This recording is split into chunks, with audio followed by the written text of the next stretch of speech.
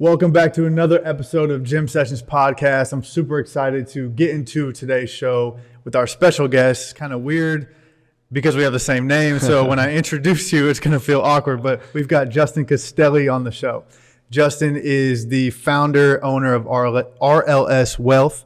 He's the co-founder of AGC Group, and most importantly, we'll get into this today, his newest project, Pursuit, which is all about pursuing your dreams, pursuing your passions, your goals, and doing it in a way that you preserve your health in the meantime. So thank you for joining me. If you want to give the guests a little bit of info about yourself, we could get right into it. For sure. And I know RLS Wealth is not easy to say. Like I struggle saying it. That did not come off the tongue. Listen, replay me. I didn't say it right either. So I appreciate being here. And yes, it's weird to call each other Justin and because I'll never talk third person. If you ever hear me refer to myself as Justin, smack the shit out of me. So the only thing I would add to the bio is that I am also a husband and a father. I always like to leave with those things. Most important. Right, exactly. A lot of times we go straight to the professional. But my wife, Angela, I always shout out her entrepreneurial journey as well. She's got a business called Roman and Leo, which is a boys' clothing store in downtown Fishers. I bring up Roman and Leo because the R and the L of RLS is Roman Leo, and then the S is Silas. So my three boys. So when I launched my firm 7 years ago, I didn't have a name that I really knew that I wanted. And I just said, well, I'm going to name after the boys. And it was RL Wealth. And then we had Silas, so I rebranded and brought that in. That's dope. See, I never knew that. Yeah. I never knew that. So I've been a financial advisor my whole career. But if we go before that, I've lived in Indianapolis my whole life. Grew up in what I think is probably the best time of basketball in Indiana. We go back. We can argue about that later. My sophomore year was the first year of no class basketball. So grew up during class basketball, which everybody in Indiana loves. But I just look at the talent I played against in Marion County, and it was just bonkers. Yeah. Like I won't name drop, but it was bonkers. So grew up in Indianapolis, played basketball. That was my only love. That's all I ever wanted to do. Went and played Division III basketball at Franklin College. Played there all 4 years. We went to the D3 tournament my sophomore year, which was pretty cool. And then graduated college not knowing what it was I was going to do. And we may get into this a little bit, but I look back on that, it was crazy, and it just everything fell into place. And I know you had DG on earlier, and I haven't heard what the conversation's about. I'm sure we talk about the universe and the way things play out and journey. Like I look back, and yes, I was lucky to find this profession that I've grown to love, but I it could have gone a different direction. And I guess I'll round this intro out is that, I've been a financial advisor for 18 years. I started my own firm 7 years ago. When I started my own firm, the entrepreneur in me was born. I didn't grow up entrepreneurial, but since then I've launched other ventures that you mentioned. And it's just been really cool to follow my passions, which led me to these other things, which is what leads me to Pursuit, and wanting to encourage other people to do what you're doing. Like you've got a passion for basketball that started a long time ago. You found a way to incorporate that passion into your life, and now you have a business that you're building, doing things like this, creating this awesome life, doing the thing that you love the most. For sure. And I want more people to be able to do that. Yeah, I love that, man. Before we talk about Pursuit, I want to go a little bit into the depths of the RLS and the AGC. Two very difficult to pronounce acronyms, but very awesome groups, organizations. If you want to kind of talk about what you do day to day at your firm, and then hit on the financial group as well, and then the book you guys got coming out as well. Yeah, so RLS Wealth, and maybe we'll spend the most time there because maybe I can pull out some things to think about when it comes to finance for viewers and listeners, just to think about in their own journey. I own the firm. It's an independent, it's called a registered investment advisory firm, RIA. All that means is it's the way it's structured. It's a fee-only firm, meaning I don't operate off of commissions. I don't sell anything. I just get compensated from my clients in a variety of fees. The work there, I think a lot of people, when they hear financial advisor, their minds go to a couple things. One is probably going to be investments in the stock market. Another one, depending on your experience with financial advisors, might be life insurance, because there's a lot of people who say they're financial advisors. They end up really just being life insurance salespeople, which is not bad. We all need life insurance, but they're not really doing financial planning. They're just putting you into a product. That's a debate for another day about what's the best way to go. But so my firm, the focus of it is the actual planning part of it. So figuring out, Justin, what do you want to do in life? What's the life you want to create for you and your family? And then what's the means that you have today? How do we plan to make those things happen? And the profession's gone it's kind of going on a new journey for it. For a long time it was sales, then it was only investments, and now it's really going to about what's called life planning, helping people plan the lives that they want. And that's what I have always focused on before I kind of found this term life planning. But to me, it just seems natural and important. So we can sit down and talk about, you've got, $20,000 you want to invest. What's the best way to invest it? And that's an important conversation. There's good ways to handle that money. But let's talk about how can that $20,000 help you and your family achieve the life and the goals that you want. Like that's a much more impactful conversation, and truthfully a more important conversation. And to me, that's a lot of fun. So I have about 90 households that I work with. I have young professionals. I have retirees, because early in my career, I worked with retirees, a lot of retired teachers. So that was how I started my firm. But the reason I started my firm was I wanted to work with everybody. I didn't want to tell anybody no. So I came up with different fee structures, different levels of service to try to make it more affordable and to be able to work with my peers, because I know what you're going through life, and I know what you need today to plan for the future as well. So it's a lot of centered around, what do we want out of life? Are you on the path that you want to be on? Or are you on the path that somebody else sent you on? Right. And if we need to change paths, how do we do so? And there's a lot of finances that go into it. Yeah. But for those who don't know what a true financial plan encompasses, the investments are a part of it. The life insurance is a part of it, but there's a lot of other things as well. There's estate planning.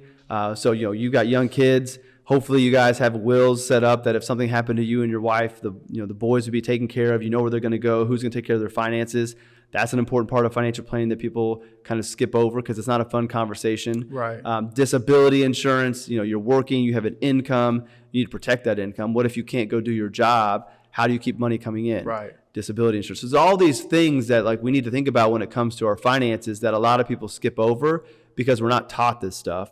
And we're also not wanting to talk about those conversations. And the sexy part of financial planning is investing. It's the stock market, That's where it's crypto. Gets excited. So you go straight to that. And that is important, but there are other things that are more important to get there. How are you handling your cash flow? Do you know where your money's going? There's a whole language to money that we're not taught, and money for so long has been taboo. So school's not teaching us, our parents might not be talking about it. How are we supposed to learn about money? And that's part of the planning process as well, is to find out what you know, what your experience with money has been, what's your money story, like how do you view money? Because everybody has different views on money. Like I think money is a tool. True, yeah. And I want to try to encourage as many people as possible is don't look at money as a restrictor. Don't look at it as something to be afraid of. Look at it as something that's a tool that will allow you to pursue the life that you want. You can be responsible with it. So how do we build the responsible habits? What's that look? And then that's what a financial plan is. The plan says, all right, here's what you've done in the past. Here's how we're going to correct things if we need to. Here's where you want to go in the future and all the things you want to do between now and that end goal of retirement. Like, let's not just plan for retirement. Let's plan for life.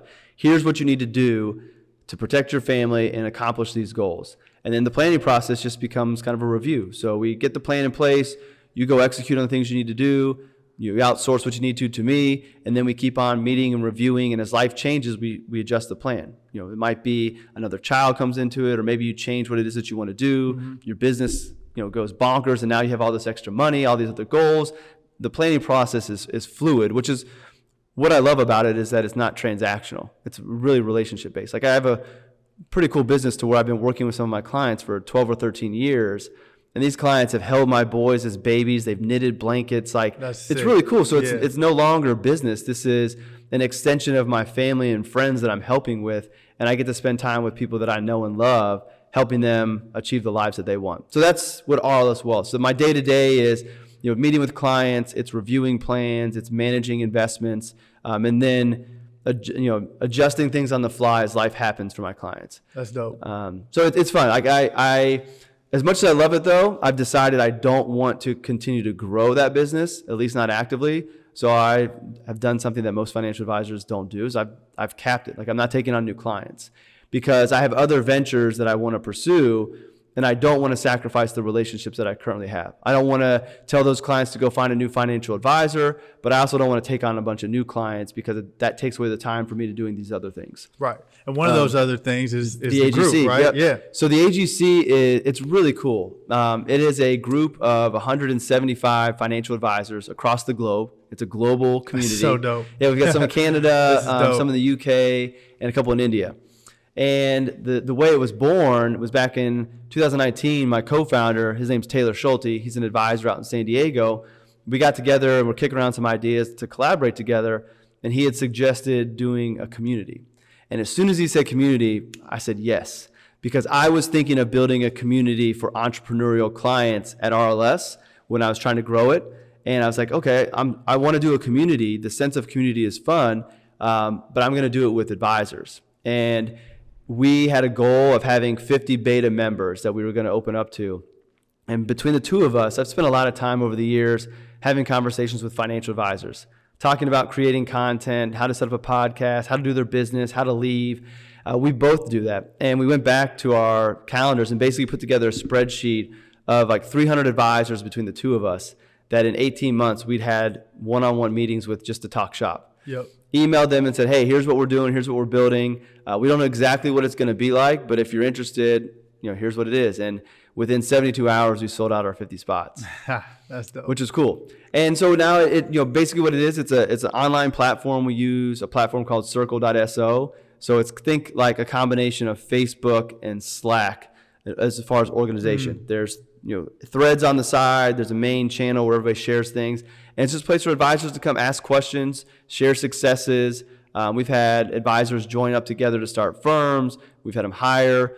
We've had people leave the firms they were at to start their firm with the help of others. It's just really cool because in our profession, for so long, it was, I'm an advisor, you're an advisor, like we're enemies. Yeah. It's this zero-sum game. There's only, if I win, you lose, or you win, I lose. It's the only way. And the truth is, like, we all as advisors are really just one big workforce looking to serve people and help them. So rather than view each other as competitors, we should look at each other as colleagues and peers, even if we're at different firms. Because we can only serve so many people. We can only, and some people only want to work with a certain type of client. So there's more than enough people for every financial advisor out there to do well and take good care of people. So these are people sharing best practices, sharing the spreadsheets they create, they use with the clients, templates, all these different things. There's not an ounce of competition amongst here. And it's all about trying to move the profession forward, which is cool. And you mentioned we have a book coming out. So we have a book coming out March of 2023 called More Than Money, which is a compilation of 29 of the advisors wrote a 2,000-word essay, basically.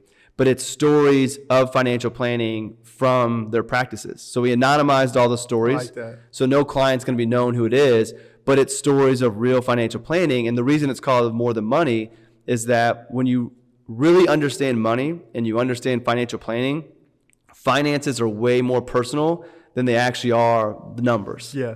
And so more than money means that financial planning is more than just dollars. It's more than saving and investing. It's a lot more. And these stories tell that. So it's really cool. And we had plans of self-publishing it, just going to Amazon and doing it. And we were lucky enough to get picked up by Harriman House, which listeners probably don't know who Harriman House is, but Harriman House is the publisher for financial books. So there's a book called The Psychology of Money. It sold over more than 2 million books. Morgan Housel's the author. Harriman House they published his book. So our advisors are on the same publisher as Morgan Housel, who we all look up to. And it's really cool. And the real cool thing is all of the advisor proceeds, Harriman's got to eat, so they're taking their cut, but all of the advisor proceeds that would come to the AGC or the authors are being donated to different financial planning charities. So there's BLX, which is an organization that does internships for Black and minority advisors. There's the financial planning, the Foundation for Financial Planning that does pro bono planning. All the proceeds are going to them, and then if we sell enough books, we'll start bringing in more to get it to more. So it's really cool that this book, it's a great marketing thing for our advisors. Mm-hmm. There's not a lot of AGC on it, so it's not really about the community. It's more about the advisors, and then it's about the stories in there, helping people understand what it's like to actually work with a financial advisor. And then kind of the last part that's cool about it is I think it shows other financial advisors what real planning looks like, because a lot of advisors are still stuck in the old way of doing things, of sales or focusing on one area, because that's all they know. They don't know that this other world of financial planning exists. And truthfully, I think if people read the book, those relationships that they're going to read about the advisor and the client, like that's what you're going to want from a financial advisor. You're not going to want somebody to tell you which stock to buy or which fund to go in. You're going to want somebody that's going to tell you, how do you build this business? How do you take this risk that you're taking and take your business to the next level and do it so your family isn't in jeopardy? Because you know that when your business picks up on its own and it's all yours and your partners, what that means for you and your family financially, quality of life, opportunities in the future. You want somebody to help you do that, not pick the S&P 500 or NASDAQ, which fund to pick. Right. You want somebody to help you build your life. And that's not what we have done historically in our profession. So the book is going to share all that. Now, a couple things I want to hit on before I forget, because it's relevant to what you said. Obviously, this is a basketball podcast, right? So people are like, oh, what does the financial planning have to do with basketball? And now you cut away to Antoine Walker, Allen Iverson, all the horror stories that are out there about athletes in general that have been taken advantage of by financial professionals or just not knowing how to manage themselves. Exactly. Sorry to cut you off. No, that's where I was heading. One thing that you mentioned was like the typical approach that financial advisors have in the past with other advisors is like this butting heads thing. There's no relationship. And I think that is a big aspect of strength conditioning and coaching in general. Yeah. Like I think I mentioned in episode 1 that I couldn't even really ask anybody like, hey, how'd you get your gym started? How'd you do this, that, or the other? Because they protect those secrets because they see it as a threat, when really they should just see it like that person is going to help a person that I can't reach. So why would I not want to give them the tools to be able to do that to the best of their ability? Scarcity mindset and insecurities. Insecurity it's a big thing, because I think a lot of people, the most insecure people, don't know that they're insecure. They think that it's like this like will to win that they have, but it's really like them trying to cover up their insecurity. So I wanted to bring that up because I think we're shifting the culture a little bit like on our end. And I would say that financial advising and just money management in general is like hundreds of years ahead of strength conditioning as an industry. But we're starting to see some of the trends of people being like, okay, we can collaborate. Like, you know, we're not the enemies. Even people in the same city are starting to finally get the wheels spinning on projects together, and just in general, just being, you know, professional. And which makes sense because you're going to have a different expertise or even a different way of explaining and coaching something than someone who's doing the same thing as you. Right. And by working together with it, I mean, if you really do care about the athletes you're working with, you should want to collaborate with other people to make sure they're getting the best approach and the best explanations to strengthen their game. Yeah. So you like a strength coach should partner with a regular coach, and maybe even 2 strength coaches combined, because there's different ways of doing things. And at the end of the day, if it's about the athlete, it shouldn't be about you two competing. Exactly. And also, like, there's going to come a time where you might not be able to take on a new athlete. You're capped. So you refer it to the person you're partnering with, and that goodwill comes back because that person's going to get capped or somebody else is going to get capped, and they're going to refer somebody to you. And again, if we put away that scarcity mindset and realize there's more than enough business, no matter what it is, for everybody to eat and do well, and let's just focus on the people that we're serving and make sure that we're taking the best care of them as we can, whether that's me or another financial advisor or you or another trainer, like put that person first and make sure they're where they need to be, and good things are going to happen. Right. I mean, providing value is like the number one way to make money. Yeah. You know what I mean? It's like if you just help people, it might not immediately come to you, but I think like just helping people, providing value, being genuine with what you're trying to do, I think is always going to give you some type of return, whether it be financial or just, you know, happiness, joy. I think that means a lot in the end. Another thing I wanted to touch on that you alluded to was there's so many horror stories about athletes being taken advantage of, people leeching off of athletes, whether it be friends, family, even professionals that they hire that are supposed to help them with these things. Like there's been so many stories of athlete managers basically stealing money from them or their agent or their freaking parents. You know what I mean? There's been so many of these stories, and it's it's not slowing down. Right. Like it's probably getting worse because in all reality, the top athletes in the world right now are probably coming to their peak at the youngest that they ever have. Mm-hmm. You know, you've got 17, 18, 19-year-old NBA players crushing it, making hundreds of millions of dollars. Luckily, the NFL still has that 3-year rule, but Mm-hmm. you know, kids are getting younger and younger and getting a lot of money. So, like you said, they're not teaching this stuff in school. Mm-hmm. And if your parents don't know, then where are you learning it? Yep. So it's not like, you know, you can reach every athlete in the world, but what are some things that you can give to athletes, coaches, parents that might be listening to this? Just some real key nuggets to be like, here are some things that you can do now Mm-hmm. to set yourself up for success in the future, whether you be a high school, college, or a new pro athlete. Yeah. The good thing is, on the other end of the spectrum, you've got all the, on the one end, you've got more people being taken advantage of. Mm-hmm. But there's a lot of great information out there that's free. Once you figure out who are the people you can trust that are actually out there educating versus who's trying to pitch something. Mm-hmm. So one thing I would just thought is, I think a lot of times like spending time and reading and studying is going to be one of the best things you can do. I would encourage any athlete to start adopting the mindset that nobody's going to care more about your finances than yourself.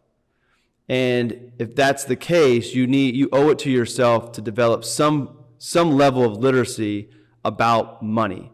You don't have to know it all, but you have to know enough about it to where you can pull open, you know, your checking and savings and be able to see where money's going and know what you have. Like, don't just say this person's going to handle my money and then turn a blind eye to it. You need to be involved in those conversations, and you need to be monitoring it yourself regularly so you can catch a problem early on. Mm-hmm. I mean, I love my clients. I do the best job for them I can do, and I care about them and I care about their money, but it's impossible for me to care about their money more than they do. Like, right. You know what I mean? Like, I can be close, but it's never going to be there. And in this profession, it's very easy to become a financial advisor. You just have to pass some tests, which is a good thing and a bad thing. Low barriers to entry to get good people in. Sounds like my industry. Yeah, low barriers to entry to get people in that are going to take advantage or don't know enough to actually help people. So I think educating yourself, there's a great book called I Will Teach You to Be Rich by Ramit Sethi that has a lot of like basic principles. Budgeting, how to manage debt. You know, debt gets a bad name for a good reason, but debt can be a good thing. You know, leveraging other people's money on terms favorable to you is not a bad thing. The people with the greatest wealth in the form of dollars, we can talk about what wealth really is, but the richest people that have the most money, like they leverage other people's money and keep their money to themselves. So understanding debt can be a tool, but also understanding how to use it properly. The book covers all those things. And it's done in a very relatable way, easy to understand. So like I would read that book, and I would just start to find tools. Like there's online budgets and things like that you can use. But the first basic is understanding your cash flow, money in, money out, and trying to live below your means if you can. Yeah. Don't spend more than you bring in. Why is that so hard? I think it's just part of it is just the way we are as humans. You know, keeping up with the Joneses, like that's not something we all set out to do. Right. It's just, we saw, you know, so-and-so got a new car. Well, I'd like to get a new car. And like, it's in the way we are. It's the way we're wired. Like we are hardwired to make bad financial decisions. Like in our DNA, it's to make bad financial, because our DNA is to survive. Yeah. And it's very emotional and it's fight or flight. And those fight or flight emotions tie into money and not necessarily always in spending. But if we think about, if we go to investing, that's why people sell at the bottom of the market. When the market crashes, it's scary, and now it's in protection. Well, I got to protect the little bit of money I have left so it doesn't go away. So I'm going to pull it out of the stock market and get out of it, and then the market recovers. And now we lock those losses in. That's not something that somebody sets out they want to do. It's that the emotions and the hardwiring in us get so strong we can't. Like we have to do it. So I think a lot of the money problems root in the way we are just genetically designed.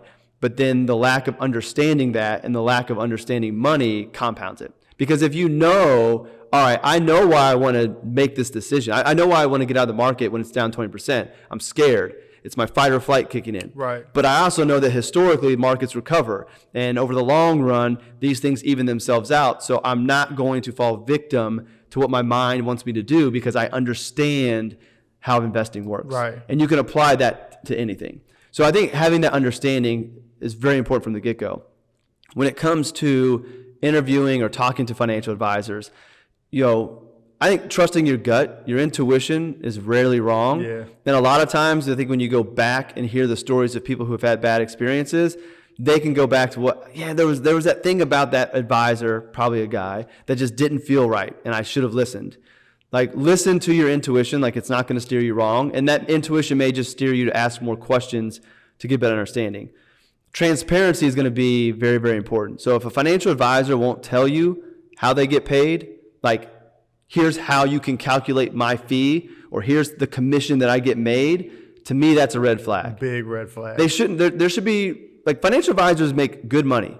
And I think we deserve it, because we take a lot of stress off of people, and we have a very heavy responsibility to make sure that you don't run out of money. Right. So, but understanding how we get paid, what that fee is, so you can also check and say, hey, I paid Justin $10,000 last year. Did I get $10,000 worth of value? Right. And you, as the individual, determine what value is. Is it, hey, we made way more than that in the stock market, that's all I care about? Mm-hmm. Or is it, man, I would pay him double that because I know I don't have to worry. I know my family's good. I can go play ball. I can focus on taking care of myself, and I know my money is in good shape. That peace of mind is worth 20 grand a year. So yes, I got the value. But you need to know how I get paid. You need to know how you can calculate it on yourself. And if I won't tell you, red flag, and I would move away. Yeah. And then do your values align with the way that advisor is being compensated? Do you like the fact that the way your advisor gets compensated is by selling you products?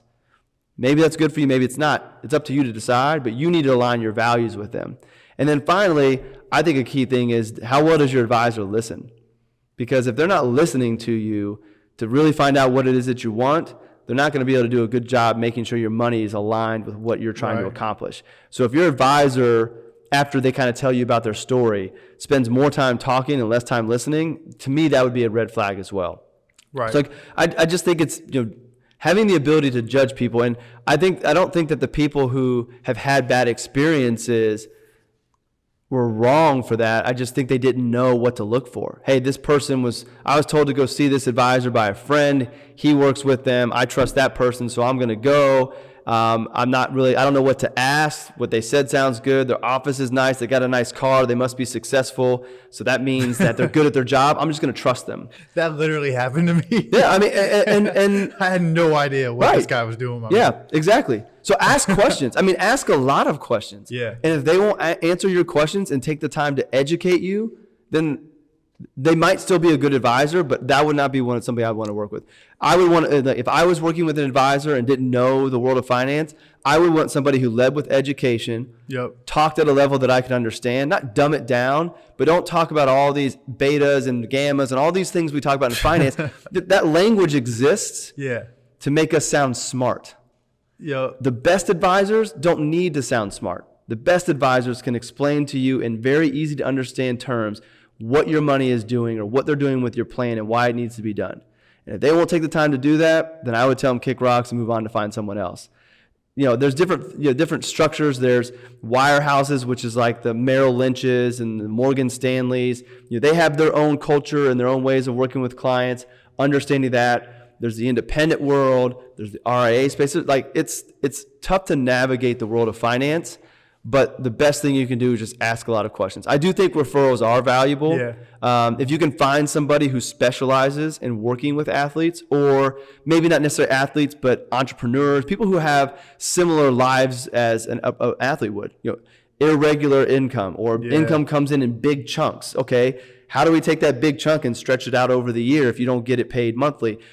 Having an advisor who has experience doing that will be valuable. Not that advisor can't learn that, but if that's what they're doing all the time, then they're going to know a lot of nuances about your lifestyle and your profession that will help. Because there's probably unique things that pro ball players over in Europe can do from a planning standpoint that isn't normal to somebody playing in the U.S. So if you can find an advisor that specializes in pro ball players in Europe, or they have somebody on their team that does that, like, that would be a good look as well for me. Right. A couple of things you said, again, making connections from industry to industry is like the industry language. Mm-hmm. Like, trainers do the same thing. Mm-hmm. They want to sound smart, so they use all these big words, and the athlete doesn't know what the hell they're talking about. Mm-hmm. So it really makes you look like you don't know what you're talking about because the athlete is even more confused by the drill or the exercise or whatever you're trying to explain because you threw in anatomy or biomechanics words or something like that. Like when you could have just said, hey, hinge at the hips, send your hips backwards instead of saying like, we want to put load on the hamstrings and keep your torso rigid and like nobody knows the hell that means. And so I think I got caught up with that with my experience with the financial advisor that I eventually moved on from was like, yeah, he wowed me with the big words and I didn't understand what he was talking about, but I was like, yeah, like that dude, he gets it though. Like he knows his shit because he said all these big words. And then a year in, I gave him all this money and I don't know why still to this day. I mean, this is over like 10 years ago, but I just still don't know why. And Catherine and I, we always laugh about it. Like, what the hell were we thinking? I mean, it wasn't like we gave him crazy amount of money, but a couple $1,000 and we were like, that matters 24, at the time. And I'm like, what was he doing? I mean, I know he was doing something, trying, I guess. But anyway, you hit on a couple of the red flags I wanted to talk about, which is huge for athletes. So, recapping, just asking questions, do as much research as you can handle on your own. And then obviously go off of vibes, find somebody who kind of gets you. And that again ties in with strength conditioning or coaching, or if you're being recruited, you go with somebody who makes you feel like they value you as the person, not your stat line or your contract or your clout. You know what I'm saying? Like you want to go with somebody who has that relationship built with you. And I think that's so important, whether it's sports or financial advising, whatever the case may be. Another thing to do, think of red flags. You can pull up every financial advisor's record. So if you go like to the SEC's website, you can pull up the advisor's name and you can see if there's any complaints. So if we have any complaints from clients, they have to be logged. Now, like little complaints like, oh, you didn't call me back quick enough, like that's not going to be there. But if like if they've been sued, if they've been accused of certain things, like those things all show up there. So if there's any obvious red flags, like they've had legal action against them, those are going to show up online. It's public record as well. So that'd be another good thing. And that's huge. One thing I thought about as you were kind of talking, I was at a conference in September, and I forget the advisor's name. It's Joe something. And he's a former NBA player, but he works with athletes. And Isaiah Thomas was there, and the guy, he played for the Cubs, recently retired baseball player, was on the Cubs team when they won the World Championship. I forget his name. Anyways, they were talking about why they worked with Joe and how they chose him, and the fact that he played in the NBA they liked. But then one of the things they both really liked is when they talked about their money. So this is kind of a way to think about your money as an athlete. They had money that was kind of like, all right, here's your living money, here's your long-term preparation money, and then they would carve out a pot of money that was kind of like their exploration money. They had another term for it, but basically it was like fun. Yeah, fun well, money. It wasn't fun because that meant you could go blow it on stuff. Yeah. But like this is the money that they go start businesses with, or they go invest in startups. That this is kind of like your like not even lottery money, but this is money that you can risk. High risk, high reward, but you can afford to do that. And if you have these buckets, then it's like, okay, well, as long as those are all funded, then you can go do it. And I think that's a good way to think about viewing your money, is making sure that all of the important things are covered. And we were joking about shoes earlier. Like, you need to find balance in life. Right. Yes, as a professional ball player, which hopefully a lot of the folks on here are or will be in the future, you have a finite career to maximize your earnings. Like, I can be an advisor till I'm 90 if I want. Right. Like, my earning potential is long. Yeah. Athletes, it's short. So you need to make sure you maximize that money while you have it, but also find that balance. So it doesn't mean you can't buy the nice car or have the nice house or buy the jewelry, but make sure you have everything else in order, and make sure that when your playing days are over, you've got a good foundation. And I would also say start planning early for what that post-career life looks like. And this is where I think it's really exciting to think about branding and your personal brand and sponsorships and partnerships. Like, how can you build that into the financial plan? That would be something I would love to see more financial advisors talk about, is, all right, especially with athletes, money in, money out, investing, all those things. But let's also talk about your brand as an athlete and what that means to your financial plan. What can you be doing now to build that, to position you that when you retire or leave, you have these other things already built, or you can go do these other things because of what you've done while you were active. No, that's dope. Before we move on to a little bit of the sports conversation, I want to talk about some of the new school money. You know what I mean? I think this is super relevant to athletes. Things like NFTs, crypto, NIL deals, things up that alley. I don't think we're fully understanding them yet. I know I'm speaking for myself. Like most people aren't. I understand a little bit enough to be dangerous, but like if you have any thoughts on any of those items, or even if new school money is even a proper term for them, it's like alternative forms of income. Kind of where's your thought process there? Yeah. So unlike a lot of advisors, I believe in the crypto space. I've been personally investing in crypto since 2017, before the big run up.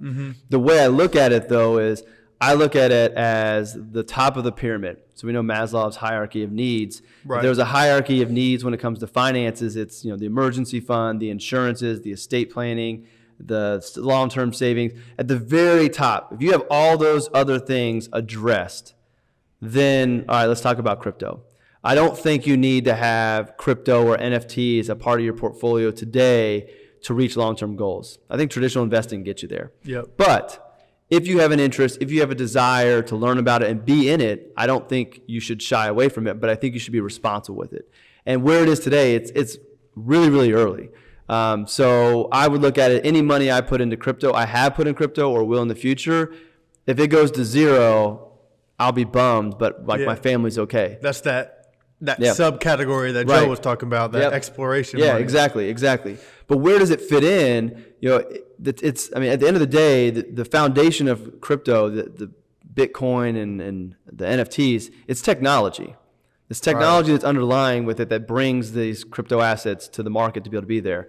We had the huge NFT rage last year as the Bored Apes and Crypto Punks and all those things. Like that, looking back in hindsight, obviously that was a bubble. And we knew that was going to happen. That's people talk about Beanie Babies, that's this generation's version of that. But that doesn't mean that there's not value in NFTs. Where I see the value in NFTs is less about investing in the JPEG right now, investing in the Bored Ape. I see, especially for athletes, the opportunity to create something based on your brand that you own and that you can control. So I look at more the NFT, a buzzword in crypto is utility. What's the value? Okay, I've got this JPEG, but what value what does it do for me? And you can do a lot of cool things with it from a utility standpoint. So for example, I just had my first cohort class with the Pursuit. I called it the Collective. The 3 people who went through it, I created a collective NFT for them. So the NFT I will send to them for free. They're not paying for it. But this NFT will be their lifelong ticket to events that will be Pursuit. It'll be for content or maybe unique merchandise that I come out with. But you won't be able to get it without that NFT. Gary Vaynerchuk is a big media guy, and he had his VCon last year in Minnesota. Thousands of people went to this conference about marketing and the future of businesses and entrepreneurship. The ticket was an NFT. So I think that instead of us having paper tickets in the future, you're going to see your tickets become these NFTs, which are just basically pictures that are built on the web that are digital, and they can be transferred. And we won't get into blockchain technology and what all that is. But the beauty behind that is these tickets, everything is recorded, it's transparent, it's traceable. So tickets being NFTs, there's a lot less fraudulent tickets that could go on. Because of the history, you can see the history. You can see the history, you can see where it came from, you can see that it's authentic. Every NFT basically has a certificate of authenticity. So you know that this is a legit one. Now, there are fake things out there that look like it that you can be scammed still, but you're not going to have to worry. If you know how to navigate, you're not going to have to worry if you're getting a fake ticket or not. You're going to be able to see it real quickly and see, okay, this is real. But from a brand building standpoint, and I think about ball players and professional athletes, you have people who are fans of yours. You could create this ecosphere through NFTs that would allow you to have some really cool fan player engagement, allow them to support their favorite player, but also put money in your pocket. So an example could be you could create a Justin Ochoa card, and there could be 3 levels. Level 1 is a $5 card. It gets you the JPEG, and let's say there's 10,000 of those available, which would be like what we saw last summer. Right. Nothing major with that. So that's, what did I say, $10? $5? $5 for that. The next tier, let's say it's $100. And with that comes a Pace shirt and some other swag, and the card looks a little different. So when I show it to everybody on my public wallet, they can see I dropped $100 on it. And you start to play into people's desire to flex their wealth. Yeah. And then the top one, let's say there's only 10 of them, but they're $5,000. That $5,000 gets you the same swag that was before, the merchandise before. It gets you a card to display that you can see that it was the $5,000 version of it. But now it gets you, 3 months of training with you, or like something else. Right. Or if you're a ball player, you sell your highest one, and you let that person who holds that come to a game and rebound for you pregame. You go through security checks and stuff. But now you have this engagement, and you're building this relationship with your fans, right, which would be really cool. And also you're getting paid for that, and you keep all of it. Yep. And as these cards change hands in the future, like regular cards do, the way NFTs are created, they're using what are called smart contracts, which is basically contracts that are built into the coding of everything that execute every time. So if I bought your card for $5 and you become the next Chris Brickley, now I can sell the card for $100. So I sell my Justin Ochoa for $100. I paid $5 on it. Built into the code, every time that card gets sold in the future, you get a royalty. You and your family forever get a royalty. And if I keep going up in trajectory, then it's going to be worth more. Right. And so when it changes hands again, somebody's going to want to flip that card, basically. Exactly. And now you, the person who created all the value, get to eat on that. And then also you can keep on doing these projects and build more out with. Like I have a whole vision for what Pursuit's going to have. There's going to be an ecosystem that lives on like the crypto platforms that will kind of feed into it, that will be less about me making money on that, more about creating community engagement and helping people. But yeah, and as you think about artists, this is where like I really got into this and saw the value of it. Think about like a Monet. Like those paintings are millions of dollars when they exchange hands. Mm-hmm. His family's not getting paid any of that. Facts. Like he got paid a little bit when he was commissioned to do it hundreds of years ago, and that was all he was ever paid. And that thing has changed hands multiple times, and people have made millions upon millions of dollars trading up his painting, his work, and he hasn't seen anything. And the other thing about art is like it's super subjective to the consumer. So a lot of art, like a lot of high dollar art, like I don't think is cool. Right. Somebody does. And the same thing for NFTs. That's why people were like tripping, like, oh, why would you buy a picture of this crypto punk or whatever? And it's, again, you said it's not about the utility, or it's a little bit about the utility, a little bit of a flex to it, but it's also like somebody thinks that's cool. And just because you don't doesn't mean that it's not. Right. Like I don't typically like paint splattered all over, but like those go for $15,000. And but it all ties back. Dope. It all ties back to the creator, right? And that is that creator's personal brands, which is why like I'm encouraging even non-athletes who have the ability to leverage their expertise and build a personal brand to do so. You should be thinking about how do you build your personal brand above and beyond so you get more hoist opportunities. You know what I mean? Shout out to hoist. Yeah, exactly. Shout out. Like we all have that ability. So why are we not thinking about that and incorporating that if we can? Now, if you're working a corporate job, W-2, maybe you don't have the opportunity, and that's perfectly fine. But all of the athletes out there need to be not only thinking about how can they make money on the court, how can they make money off of their brand as an athlete, which brings in the NIL stuff for the younger guys and girls. But my main, I love the NIL, so I love that. Same. And the opportunity there. More importance of financial literacy. Now you have kids getting good money even earlier. Yeah. So understanding it and having good help there. But going back further, now you have to think more about your brand at an earlier age. Because what you put on social media as a 12 or 13-year-old is going to be there that could jeopardize your NIL deal when you're in college. Which I mean, it's not fair to tell a 12 or 13-year-old be mindful of what you do because we all did stupid shit when we were that young. But the reality of it is you say something or put something out there stupid when you're young, that gets dug back up when you're in college. You can kiss that NIL deal gone. Happens every year. Right. Every single draft. Right. Somebody gets canceled because of something they tweeted over 8 years ago. Right. So we're so lucky. Yeah. Social media wasn't around. I was a nerd. Like I didn't do anything crazy. I mean, I got a little bit of it. Like I have one of my craziest stories, not to cut you off, that I tell athletes all the time about this is my sophomore year of high school was the first year Facebook, you could have Facebook without a college email.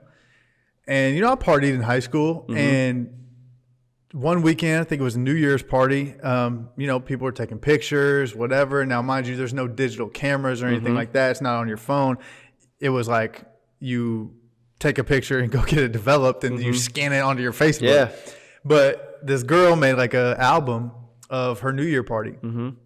I was there. I was in pictures with things I shouldn't have been legally having access to. And that next Monday, I get called to the principal's office.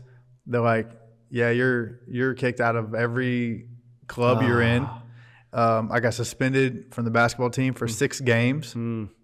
I wasn't like embarrassed because I don't think that at the time it mattered. Like, you know what I mean? It was like, it wasn't like I did something horrible. It was almost like some people thought it was cool, which it's not. I'm not saying to do that, but it was like, I was like, damn, that's a thing now. Like what I put on the internet, and actually I didn't even put it on the internet. Right. Some other girl did, but what is on the internet impacts me. And so I lost 6 games of that season, which turned into, obviously, it's not like I was like the number 1 star player on the team. So 6 games, now somebody comes and fills my little role player spot.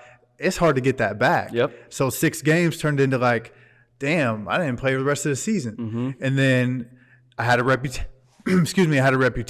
of, with my coaches, like, is that what he's doing on the weekends? Like, is that why he's a little bit slower today in practice? And it took me a while to build that back up. It eventually was fine. We had a great relationship, but it was like that aha moment where kids don't get that today unless they hear a story like this or somebody is in their corner telling them.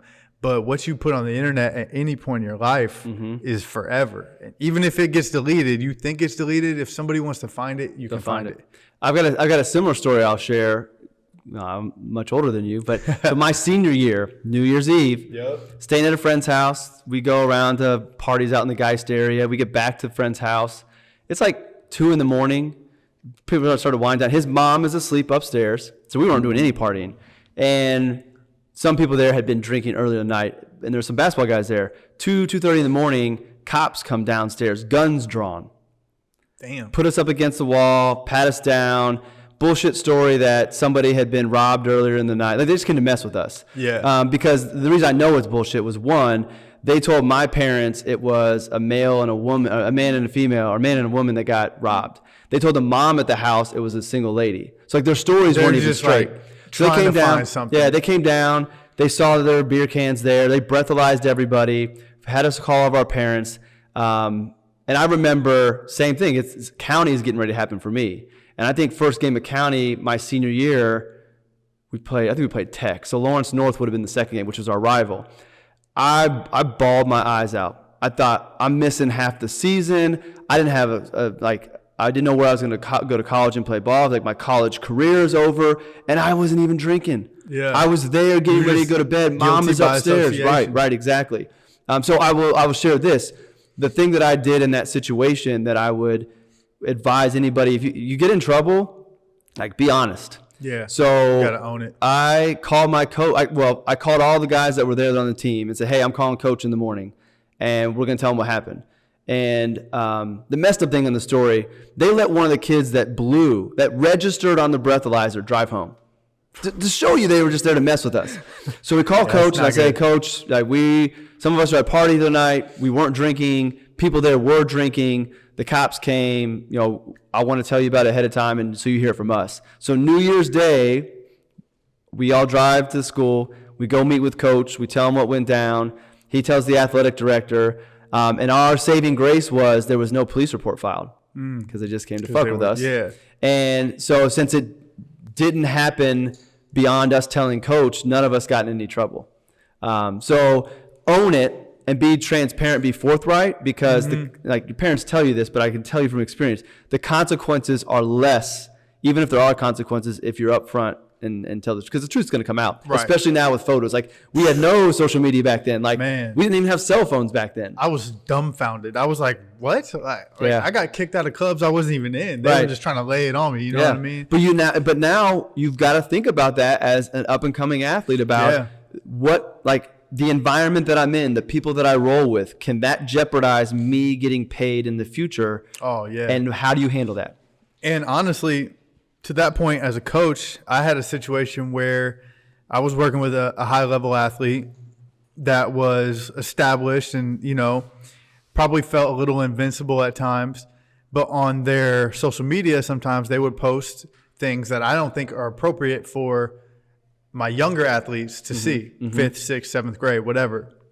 So I had to have a conversation like, how I do stories and stuff like that. If I tag you, now you're in my circle. So I post a video of you doing a squat, I tag you, but guess what? You're not the only person I train. I train a 5th grader who might come in tomorrow. So they see me tag you, they click your profile, they think you're so cool. They go to your story. Now you're on there smoking, drinking, partying. So I have to you have to make it private, or the smart thing would just be to stop posting it. Right. But now you've affected my business. So I have to make a decision. Like either we have a conversation, you can stop that, or we're going to have to part ways. Like this is not going to be a good coach athlete relationship because it's exposing my other athletes to things that I don't think are appropriate for them to see yet. Right. So it's just little things like that. I don't know if it's on people's radar. Athletes, like you said, NIL is huge. You're getting stuff at a younger age now. Like high school athletes are getting millions of dollars. Yeah. Now, an extreme example is Bronny James, right? He just got the Beats deal, which was a dope commercial, like one of the sickest commercials ever. And he's a little bit of an outlier, but it's coming. There are more and more young athletes that are getting these deals.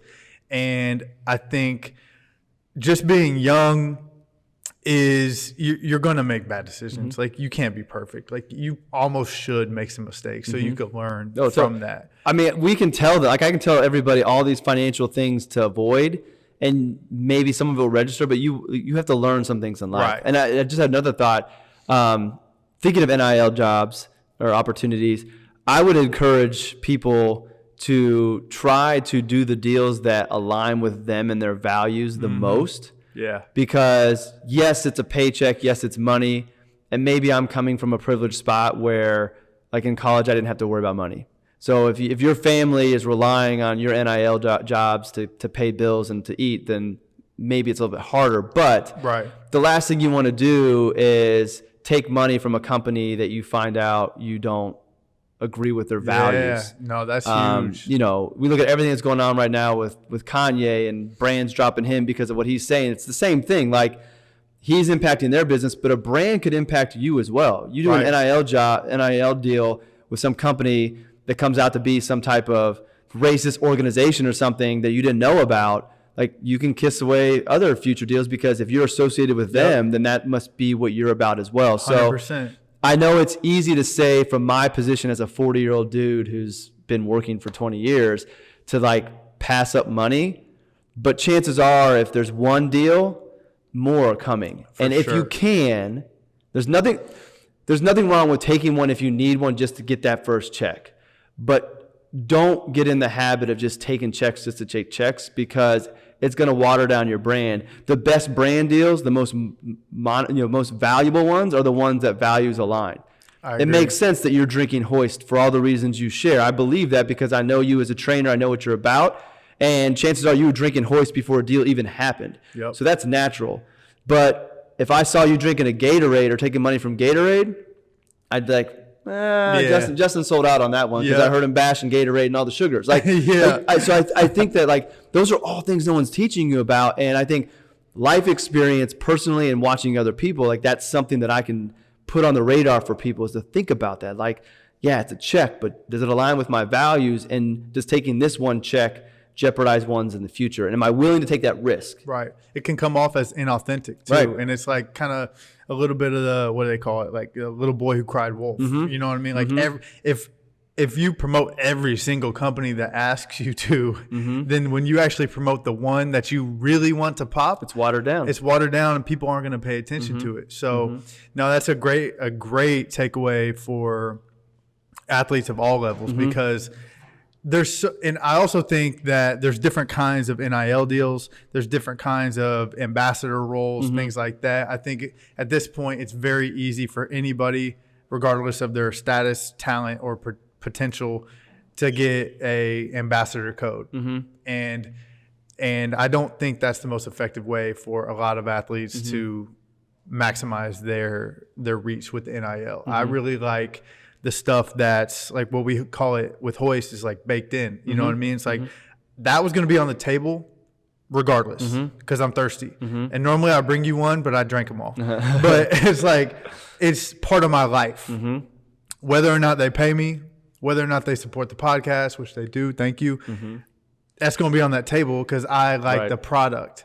Now, a lot of times we're not seeing that. We're just seeing random like wristbands or T-shirts, and it's just like I have a big following, so if I use this promo code, they give me 5% kickback, and we can do it like that. But you're not making no money like that. Like that's not a good way to make money, and it's not a good way to introduce yourself as a creator that works with brands, in my opinion. I just be thoughtful. Everything that you do, like there's going to be that initial excitement, and you're going to see the possibilities. Like just sit with that for a moment and enjoy the moment and the opportunity, and then just be thoughtful about, okay, like bigger picture. If I step back, what is this choice? Whether it's NIL, working with an advisor, taking a contract deal with the team, whatever it might be. What does this choice mean for me for the long term? How does it impact me? What opportunities could it take away? How does it help move me in the direction that I actually want to go? And if it doesn't move you in the direction you want to go, then there better be like a really good reason to take it on. And again, easier said than done, but I've passed up a number of opportunities over the years in the finance, which are nowhere near as exciting as the sports, because it didn't align with with me and the way I am. I can't do things that aren't authentically me. Like I can't fake stuff. So I cannot fake it. No judgment if people can, but that's just how I am. Like I take a lot of pride that in my world, if I say, hey, I'm using this technology in my practice, like that carries weight. I got a DM yesterday that I had a comment about a platform that I use that was in this big review that everybody reads. And I had like 2 or 3 people email me and say, hey, I saw that you were in there. I'm definitely using that. That's dope. I don't get paid. Right. But that's my word carries weight, and I want to protect that so that now that people know that I recommend things and people act on it, even if I don't get paid, then if there's something that I can get paid for, my impact is going to be huge, which means my dollar commands more. So just begin thinking that way. Doesn't mean you can't make mistakes and then take one you regret, but be thoughtful about it. The other thing you said about association, brand association, like I cut ties with, well, I didn't have ties to cut, but I stopped buying and using equipment from 2 major brands that during the height of like the George Floyd situation and the Black Lives Matter movement, they were significantly against that movement. And I said, well, that does not fit with where I'm at. So if you're not going to support that, I'm not going to support you by buying your weights, your equipment. I'm going to sell it if I can or trade for a different brand. Same thing with another brand. It's like their coaching style doesn't align with mine. And I know that because of the hires that they've made and those people that they've hired, their track record and where they stand on those issues and some of the things that they've done publicly. And I'm just like, I just don't feel the need to use those pieces of equipment when there's other alternatives that have a better stance and a better alignment with where I'm at in my life. So, and that's a generational thing. That kind of goes back to all the new age of money and crypto. Like a lot of people were bad mouthing NFTs, but they also don't understand that this younger generation is growing up in a digital world. Like they don't care about having a Rolex. They'd rather have their profile picture be a Bored Ape because everybody else knows how much that Bored Ape is. You as an old guy may not, but everybody else in their age does. And it's a shift in just preferences and way of living that's finding its way into these social matters as well. So, and I think it's really cool that we have the ability, even as a nobody like myself, I have the ability to take a stance and use my voice on my small little platform. Like prime example is earlier this week, a friend of mine who's a woman in the profession, and she's amazing, building an awesome business. And one of our publications in the profession wrote some really demeaning headline and backhanded compliment of an article about her. And other people chimed in. I sat with her for a couple of days, and I wrote this long thread today that isn't going to change the way they do business, but I have a leadership role in financial services in a very small segment. It's my way to use a voice to say, look, that's not right. And that's why this is impacting our profession. And Penny didn't deserve that because she's a rock star. Like, she handles this stuff well, but this is the second time the financial media has dumped on her undeservedly, and it's a problem. And I have the ability to put that out there, which I think is pretty cool. Yeah, that's dope. And you better believe I'm never going to be quoted in their publication. And there's another one, same thing. They kind of took advantage of a friend of mine and didn't treat him too well. So I'm like, they're dead. Like, I'm not petty about very many things, but those types of things, I'll never support that publication. No, that's how I am. I'm pretty professional. I keep it cordial, professional, but there's certain times where I'm gonna go into the depths of pettiness, and I'm gonna just ride that wave and make sure you know where I stand on certain things. So I want to transition from financial to sports, because not only are you a badass financial advisor, but like you said, you're a badass husband, dad of 3. Two of the kids I know play sports. I can't remember how old Silas is. Silas is 5. And if you ask Silas if he likes sports, he hates sports. He hates them. I think it's growing up at soccer fields and basketball courts and not being able to play. So for whatever reason, it didn't rub him that he wanted to do it. He hates it. So yeah, he could still come around. You never know. Yeah. Or he could get involved in, like, I know you're involved in a lot of other stuff, like music and culture, sneakers, stuff like that. Art. He could. He's really creative. He's really good at art. He's really creative. So I want to fuel his creative side, because I have found becoming a creator has opened up a lot of doors for me, and I lost it for a lot of years. I don't want him to lose his creativity. That's dope. So going back to your boys, I know they play sports, hoops, and I know that as a dad, like, I've gotten a little taste of it so far because mine are just in the intro stages, but it's frustrating sometimes. And that's my profession. Like, that's what I do. That's where I spend all my time. But when I take the coach hat off and I'm just dad, I'm like, damn, this is kind of getting bad. What are some things that you see right now that don't make you happy as a parent with sports kids? I think it's become very little about the kids and all about business. Growing up, again, I grew up in the best time of basketball in Indiana. I played basketball all the time. I was never not in a gym, but it was all on my own. It was pickup ball. It was one-on-one. It was 21. I used to play in carports. We had a milk crate on the telephone pole in the backyard of the townhomes we lived in. Like, we played all the time, but it was just us as kids playing. Right. And there's some pretty damn good basketball players that came out of my era that weren't training year-round. I mean, I want people to work with you, but we didn't have people like you to work with. Right. Like, I never lifted a weight until the YMCA had a program. When you turned 12 or 13, you could go through a certification and you could go do weights with your parents. So 13 was the earliest I ever thought about touching a weight. I actually love that idea. Yeah. So I just think that it's not about the kids. If it's about the kids, it's more about fun. And as much as they love sports, going to practice 4 days a week, year round, that's not fun. It's not fun. And all of the tournaments and the travel, and like, there are families putting themselves in major financial stress for sports.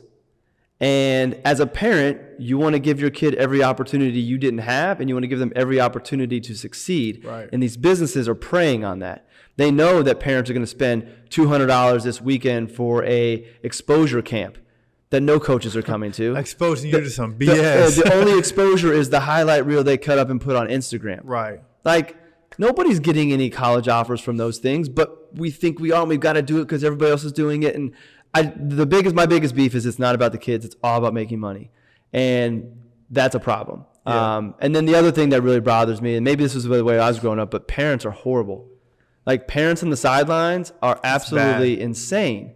Like, go there and just enjoy the moment of watching your kid. Yes, it can be frustrating to watch your kids play, but the yelling at other kids, the yelling at coaches, the yelling at refs, like we were talking about one of the local places, like, you walk in there and the vibe there is just so negative. It sucks your energy. Yeah, and it's all coming from the parents in the crowd that drive it. And on top of that, for those crazy parents that are yelling all the time, that only drives up the anxiety of the kids on the court. So you're making your child a worse ball player at the time because now they're getting nervous because the crowd's getting anxious. And like Leo hates going to the field house. Like I hate the fact that he told me last weekend he didn't want to go to the Romans game because he gets anxiety going to the field house. Right. I've never experienced real anxiety in my life. And part of it is I think that's a buzzword and people talk about it. It is very real, but I do know he gets nervous. Yeah. Like if I say anything to a ref, like I know how to work a ref from the crowd or if I'm coaching without being disrespectful, just to put it in their ear. So if I just say, oh, you missed that carry, like that makes Leo nervous. So that's just me like under my breath saying you missed that carry. Think about the parents that are screaming cussing, at their yelling. So like it's just go back to why are we in this gym? We're in this gym for our kids to go out and play and learn the game and have fun. And then the final thing that really bothers me is just everything's a highlight now. Like the boys love watching TikTok and Instagram, and I fought that for a long time, but I just accepted that they're going to be on it, so let me make sure they're on it in good ways. Yep. But like everything's a highlight. You got kids doing under the leg layups as 6th graders in a game. Like that was my go-to move in horse. I'd go behind the back through the leg in horse. Which is like so wild. Right, and then when they make the layup, good for them, they made it. The coaches are on the sidelines losing their shit, encouraging it. Yeah. And then they're putting this on social media, and then you have groups that are doing all these videos, and that's all they put on. Right. And it's just like, this is not showing our kids what any sport is, and it's all of them. It's the hits in football. Baseball's not as bad because there's not as much excitement in it. Baseball's boring. Yeah, but like that's not teaching our kids the right way to play, and then you have coaches on the sideline that are encouraging that. And then in addition to that, I'll take Roman as an example. He went to, like, I did let him do one of the exposure camps. But as a sixth grader, it's not real exposure. Right. But my friend, Zach Sigmund, who's a trainer over at Lagore Boys and Girls Club, I went to high school with him, and I know he's a real good trainer. He was running it, so I'm like, all right, if Zach's running it, Roman, I'll take you to go do it. You can be around some good athletes and see how you do. And he did well. But the very first highlight that the company doing the videos did was a picture of Roman getting his foot stepped on and shoved down. Oh. So it looks like he got crossed up. Yeah. And I told Roman, like, he was really bothered by it. And Roman is 12. So he's a 12-year-old trying to process that he sees himself on the internet knowing he got stepped on and pushed down. Good move by the ball player. Like, I'm not hating that. Yeah. But that's the first clip of this whole weekend is him being looked like he got crossed over. So I try to take it as a learning experience. Hey, man, like you're going to have highlights, which means somebody's going to be on the other end of you crossing them up. So if you want that highlight of you, you have to accept that you're going to be somebody else's highlight. Yep. And you also have to accept that who cares what people think because there were only 50 kids there. Where was everybody else that weekend? They were playing video games, doing nothing. You were in there getting better. That dude just happened to step on your foot and you fell. It looks bad. But the fact that that's what this company put out there just bothered me because how's a 12-year-old supposed to process that? That's tough. Like that's adults don't even like that. Right. Unless you're getting paid good money. And even then it's like, I don't even know. Then they don't. Yeah. Like, so I just think that this whole, like, social media is great in so many ways. Yeah. You and I would have never got connected without it. Facts. But it's also a problem as well. Yeah. That's real trauma. Yeah. All the things that you mentioned, like, that's real trauma. The kid whose parent is going nuts in the crowd, that's traumatizing to a kid. The kid who gets a highlight, who's on the other end of a highlight, that's micro trauma to a kid. And by the way, like I had a poll. It wasn't about Roman, but I had a poll about I can't remember who it was in the NBA last year. They got same thing. They got crossed. It looked like they got crossed, but on the replay, you can clearly see. Foot was stepped on, which obviously, like, you're going to fall. If you try to move any direction with somebody's body weight on your foot, you're going to fall. So I had a poll, like, does this count? Like, does this count as being able to say, like, I made that dude, I dropped him? And it was like 93%. No, it doesn't count. Some people said, yeah, but I just think people just troll. But I think but truthfully, it doesn't count. Tell Roman it doesn't count.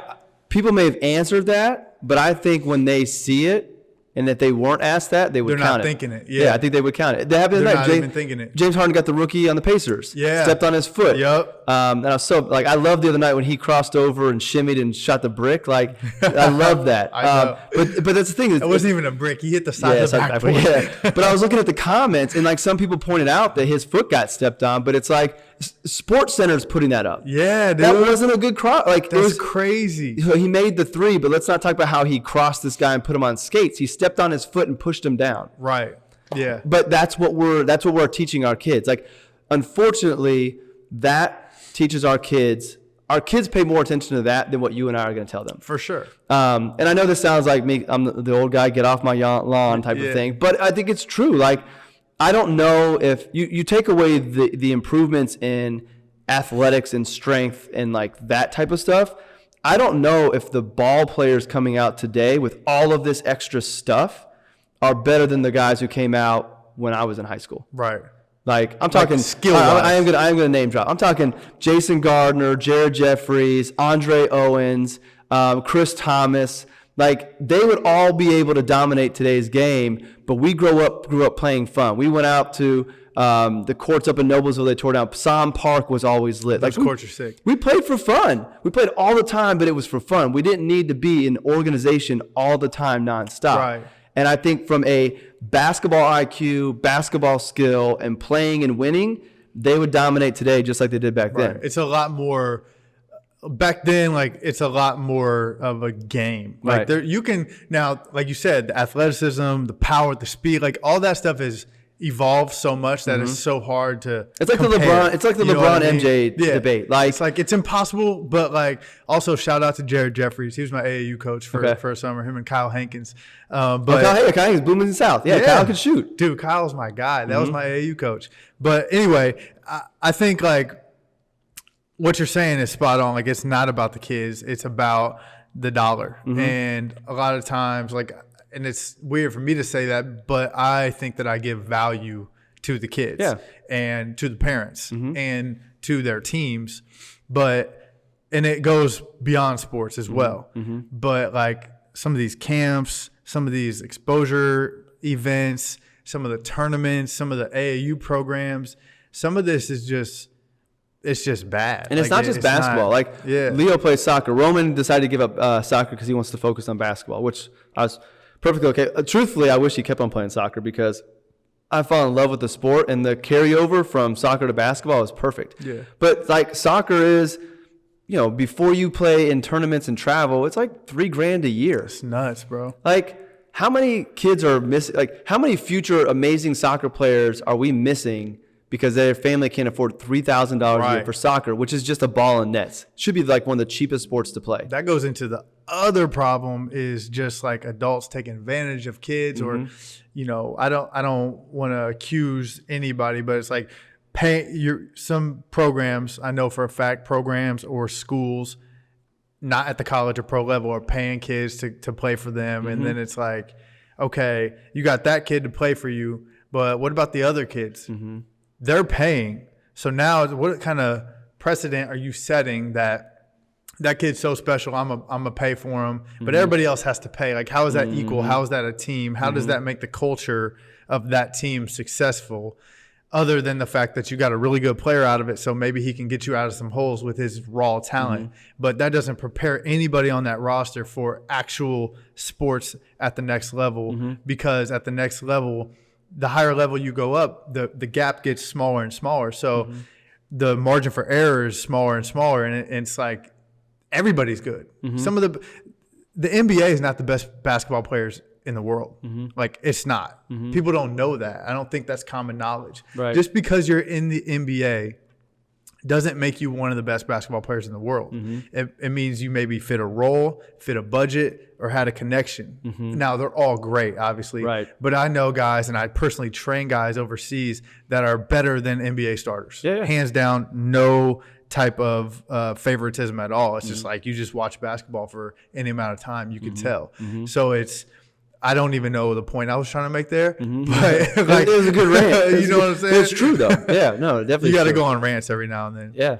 No, I agree with you, and I'm kind of scared. Like, the basketball world, my kids are starting to get into it, and I'm already seeing like, damn, I got a 7-year-old. So Julian is about to do this thing called Smaller Ballers. And it's a dope program. It's up at the Pacers Athletic Center. It's introduction to basketball. It's for 4 to 6 year olds though. And I contacted them and I was like, hey, he's 7, but he's only played one round of basketball before, and it was at the Y, and we missed like 4 weeks of it because my life is so crazy. And so he's not going to be advanced or really bigger than anybody. So long story short, I'm doing some speed and agility work up at the Pack, and there's a 2nd grade team that is like crazy good. And I'm sitting there like, damn, some of these kids are my son's age. So it goes back to your point of, now eventually they're going to play against each other, and like Julian's going to get rocked, and that's okay. You need that. You need to lose a lot. You need to just get dominated sometimes, so you develop that competitor, that dog in you. But off the bat, I don't know if that's good to introduce a kid as their first exposure to sports. Is like, hey, go get your ass kicked for the next 8 weeks. Like, then you're going to resent the sport. And then I'm going to look like the crazy parent because I'm trying to like force you to play and not resent the sport. And like, that's just a slippery slope. So yeah, I'm going to actually play him down, not to dominate, but so he can actually learn without the risk of hating the sport because everybody else is so advanced. It's like the kids that play up, like at the field house. You've got like Roman's league. He was playing against 5th grade teams and they're smashing them. I'm like, how's that good? Okay, the 5th grade league, okay, maybe they're winning it and beating them easily, but coming up and getting beat up by 6th graders, that's not doing anything for them. Or like, it drove me crazy that when Leo was first starting to play, like 1st and 2nd grade, they had the hoops at 10 foot. Put the hoops at 8 feet or 9 foot. You gotta put the hoops down. What is the point? Like, that's not making them get stronger or be better. It's making them develop bad habits. Terrible habits. But it's like, oh, we're good enough. We play on 10-foot goals. That's stupid. That's the coach's ego being placed on the kids.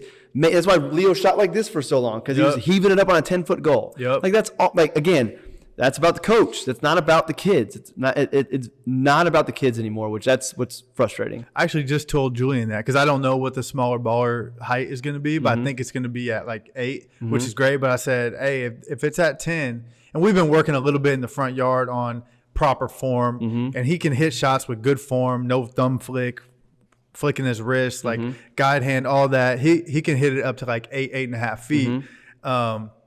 But I told him, like, if it's at 10, don't change your shot. Right. I said, miss every shot, but make it look good. Right. Because I don't want you building a terrible jump shot. Now, I don't care what kind of player you become or how far you take this. I just want you to love the sport that I love. That way we can bond over it. You know what I'm saying? And like spend time on it. But I was like, bro, airball every shot if you have to. Don't change what we've been working on. Don't fling it up there. Don't fire it from the hip. Like, shoot your shot normal. You'll get better. You'll get stronger. It'll happen for you. But he was like, for real? I'm like, it sounds crazy. But if they raise it and you can't get it, just shoot your shot. So, yeah, man, that's crazy. How you do as he gets older, because I did better with them playing soccer because I didn't know the game. Yeah. I didn't play it. So I could sit there and actually just be a fan. You could learn and watch it too, my boys. And thankfully they were both good. So it's fun to watch your kids when they're good and they didn't like struggle. Like, they lose and that's fine, but it's not like they were bad. Right. But in basketball, I have a harder time watching Roman because he has a lot of qualities about him that aren't like me. Like, he is a little bit more selfish. He's more showy, which when I played, I was like, I like to express myself when I was playing, but I followed more of the rules. And we weren't allowed to do it back then. Like, I joke and say that my game was ahead of its time. Like, I was pulling up threes on a break. Yeah. Didn't do it very often, but I was like, my game was built for today. I just was 20 years too early. Yep. But he also like doesn't hold himself accountable.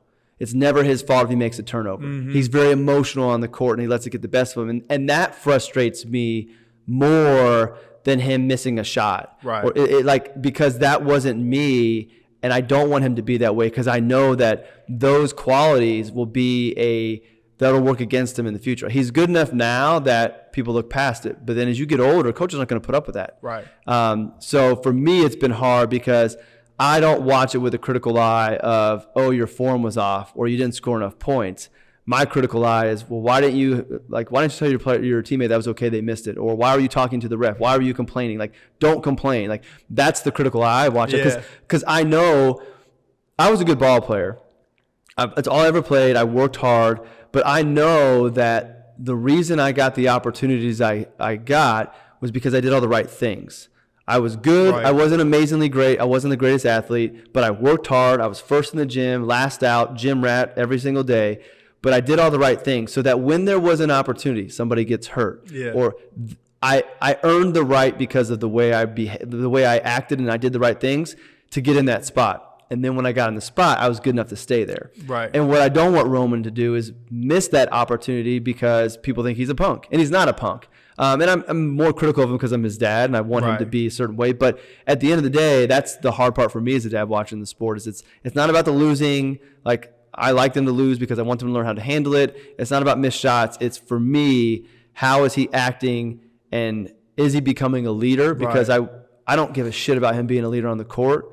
I want him to be a leader in life. Facts. I learned to be a leader because of my time on the court, and that transferred over to everywhere else in my life, and it's been a huge advantage for me. And like, that's what I want him to get out of it. And I know he's missing it right now, but he's also only 12. Yeah, it's all good. So I'll be curious to see how you handle since you played and you know the game and you work with some of the best players in the world, how you separate that from your kid.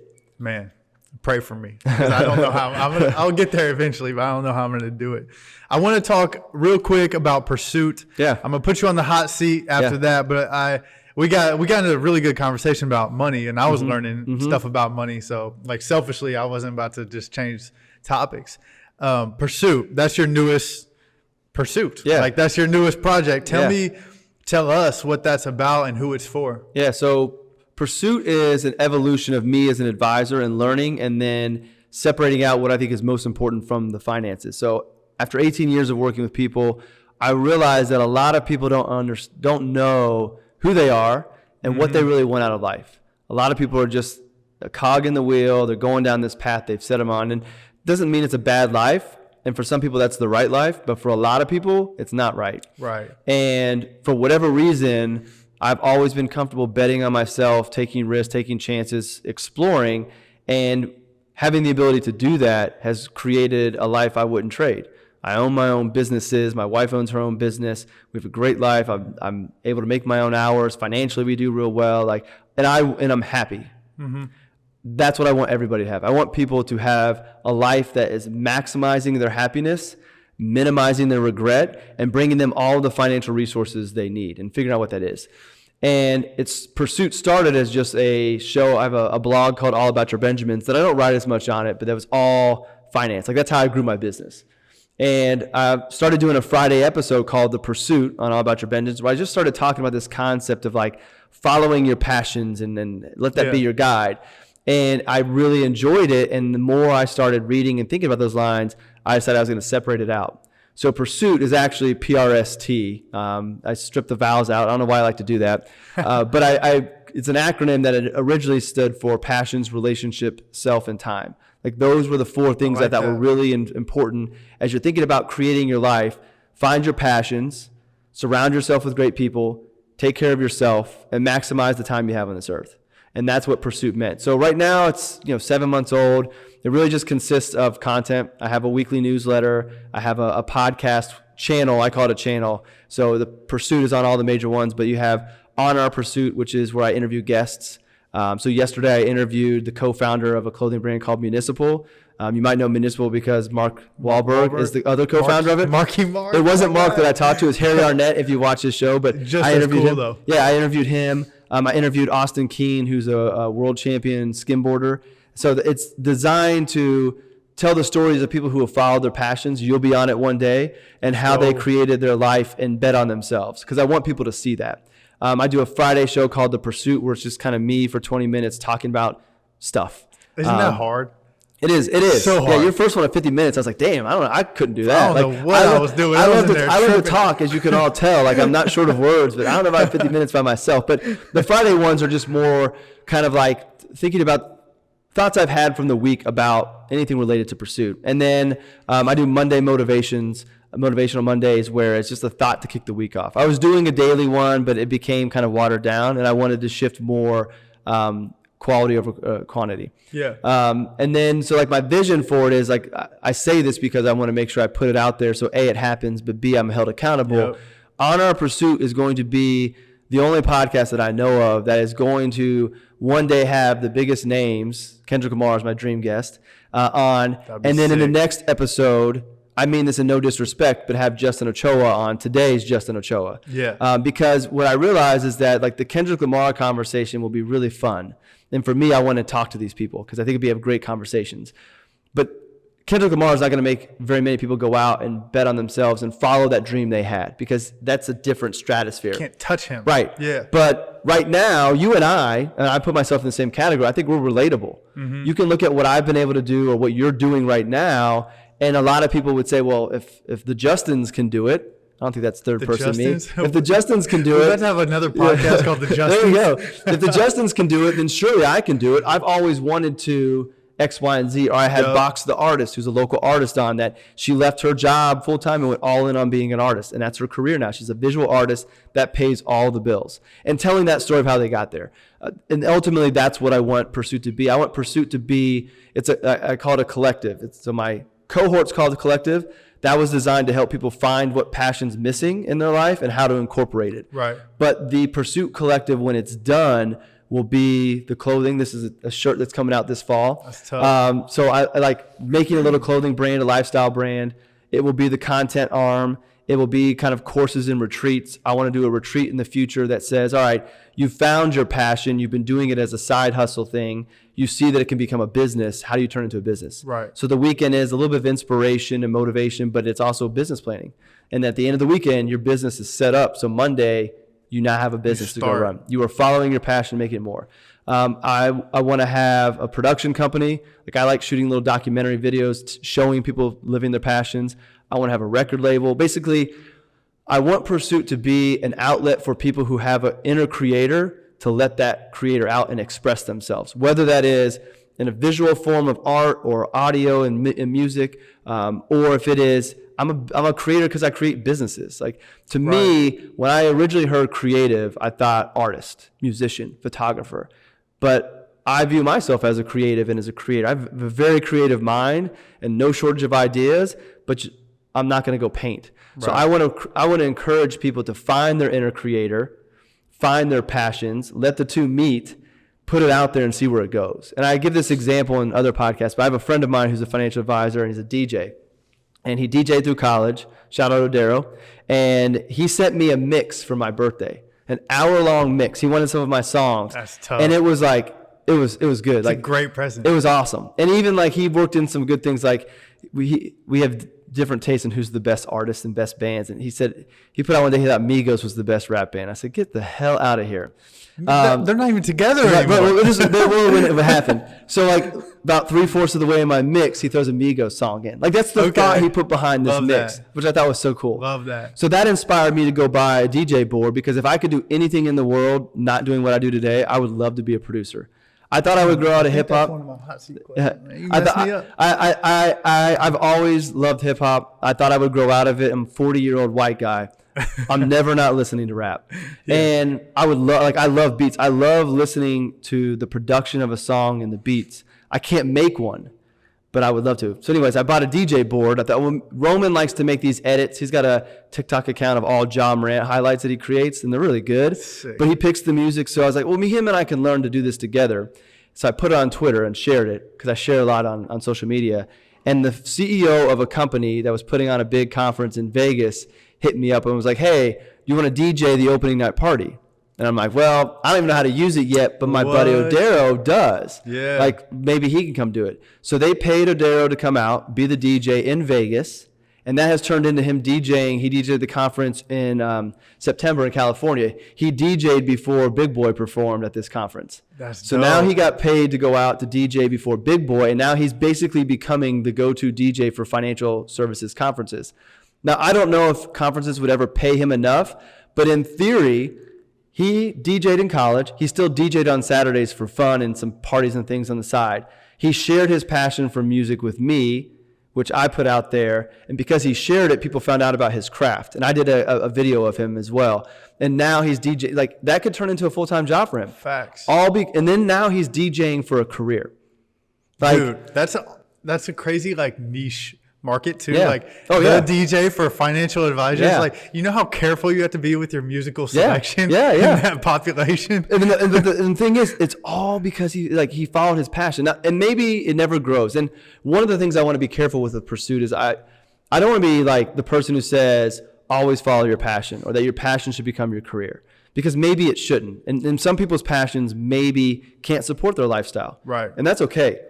But whatever you're passionate about, your life should have some time and space for that, because that time for that passion, whatever it may be, will allow you to offset the job you might not love. Mm-hmm. And now, if you can find a job that you love and your passion, like, that's great. But a lot of people are in a job because it's a paycheck and their security, and they don't enjoy it. And maybe they can't get out of that job. But if they know that when that job gets done, when they go home, they get to go cook or work in the garden or whatever that passion is, then that brings happiness to life. And again, my ultimate goal is I want to maximize happiness. So maybe you can't get your happiness to 100, but because of following the pursuit and the inspiration that comes from it, you take your happiness from a 40 to a 60. Well, I helped you maximize your happiness. Big, yeah. So I want this pursuit to allow me to express myself creatively, do all the things in the creative world I want to, but then help people do. Like the record label I want to have one day, it's not to compete with Def Jam. My goal for the record label is, one, to get me in the music world and get to be a part of it and experience it. But then if an artist signed to Pursuit Records, or whatever you end up calling it, they get one album. And then their second album's on their own independent label that will help them set up. Like, right. I want to be in a position financially that Pursuit provides for my family, but I also can use it to help other people get put on. That's like dope. I have a goal of, like, it's weird to hire photographers, but I got some new headshots and stuff, and the guy was phenomenal, and I paid him like $200. He was like blown away they got paid. And I was like, one day I'm going to be somebody who could work with any photographer out there. I could afford to pay tens of thousands of dollars, and those photographers would want to work with me. But I'm going to find people like Bobby, and I'm going to work with them, and I'm going to help put them on because they're good photographers. And now, because they shot me for 6 months and used it on all the social media stuff I do, people are going to follow them. And now he can charge a couple $1,000s himself, and people know him. And I want to be able to use whatever platform I can build, not to feed the people who are already doing good, but to help the people who are talented and just need a break and help them. Like, that's what I want to do. That's dope, man. So Pursuit is my way to do it. That's dope. I mean, that's perfect, because there's so many people out there that are, like you said, they're just stuck in this cycle of they're not happy with what they do for a living, and they do that thing for most of their life. Right. Like, not only years-wise, but day to day. And as you heard on episode number 2 with Derek, I'm sure we have way more control over our life than we realize. More. Yeah. And I just want people to realize that and just start small to see how can you change your life. And I look at Pursuit, and where my unique place can be in this world of people who do this type of stuff is, you've got Jay Shetty, who's a former monk, has a huge platform. His podcast, he interviewed Kobe and like everybody. Has a book. He talks about like the spiritual side and like kind of like the pursuit of happiness side. And then you have Ramit Sethi, the author of the book that I recommended. His is all about finance, still kind of like betting on yourself, but like he's not talking about Jay Shetty topics. Jay Shetty's not talking about Ramit. And I feel like I can find myself in the middle. I have the financial expertise and knowledge and history as an advisor to talk about the finances. I have the personal experience and belief and conviction to talk about the betting on yourself, following your passions. And those two sides are sometimes opposite ends of the spectrum. A lot of times people know their passion, but they're afraid to follow it because they don't know how to make it work financially. Well, if I can educate you and bring to you knowledge about your personal finances, how to manage it, how to think about money differently so that you can realize maybe you can afford that, or reevaluate your current lifestyle and say, all right, if I give up these things that really aren't that important, I can go pursue this passion, which will make me happier. So in theory, I can live on less and be happier. And then I believe if you're doing your passion, you're going to see finances take care of themselves one of two ways. The one way is you realize you need less to be happy, so you can get by on less money. Or I think when you're operating in your passion, you've found that purpose, you're doing your best work. And when you're doing your best work, you become more successful. And with more success comes more money, and your income rises and your financial security rises because you're doing the thing that you're best at, and nobody else can be better than you in the world. And that's why I'm so passionate about passion. And I don't know if there's a right way to find your passion. But I think once you find it, you should follow it. Because there's an author, Cal Newport, who says, you're telling people to follow their passion is disingenuous, that you should just go find a job and your passion will develop. And I don't necessarily agree with that. But then when I look at my life, that's what happened with financial services. Right. Like, Yeah. I didn't go to college to be a financial advisor. I went to college hoping I could play in Europe, realizing I wasn't going to do that, going to go to law school. I meet my wife. I graduate not knowing what I'm going to do. And then I find the profession. And I've developed a passion for it. So I do think that that's possible. But I also don't think you should tell somebody who's already found their passion not to pursue it. Right. Maybe you just don't leave your safe job today and go all in on the passion, but do it as a side hustle. Right. Slowly build it and see, do you even want to do it as a career? Because sometimes when you follow your passion and you do it, it no longer becomes your passion because now it's a job. Yeah. So you got to test it out. So test it out to see if you want it. Test it out, see if it's sustainable. And then if so, do some planning to then go bet on yourself and go all in. Yep. And I think that leads to happiness for a lot of people. Yep. That's dope, man. I love it. So we're going to wrap it up here with the hot seat. I'm nervous on the 10 questions, the hot man. seat, baby. 10 questions. Again, this show and the hot seat is brought to you by Hoist today. IV level nutrition, or excuse me, IV level hydration, my favorite sports drink on the market. Let's get right into the hot seat. We got 10 questions coming at you rapid fire. You can answer them however you want to. Okay. However deeply or shallow you want to. Okay. So we're going to get right into it. What is your most embarrassing basketball story? Most embarrassing basketball story. I'm glad to say that nothing pops to mind right away. I'd have to say probably getting I never got dunked on because I didn't try to jump. I was never the best defender, so I wasn't it's not embarrassing, but I'll tell you this. So junior year, I started, and we always had the toughest schedule in the state, like Lawrence Central did when I was in high school. Every year toughest in the state.